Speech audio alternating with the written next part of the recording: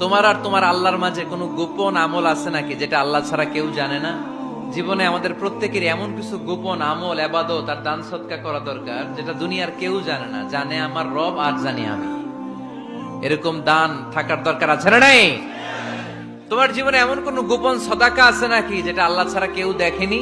এই গোপন সদাকাটা আল্লাহ খুব পছন্দ করে। এখানে মাদ্রাসা, আজকে আমার ভাই অমুক ভাই দিবেন 2 লক্ষ টাকা, বলেন মারহাবা।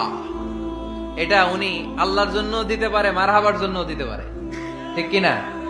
কিন্তু রাতের আধারে রাস্তার পাশ দিয়ে হেঁটে যাচ্ছেন, মসজিদের দান বাক্সটা লেখা, উপরে সাইনবোর্ডে লেখা মুক্ত হস্তে আল্লাহর ঘরের জন্য দান করুন। কেউ নাই, কাক পক্ষী নাই, রাত বাজে 2টা, হঠাৎ করে পকেট থেকে 1000 টাকার বা 100 টাকার কচকচে নোটটা আপনি দান করে দিলেন। ওই দানটা 1 কোটি টাকার দানের চেয়েও বড় দান।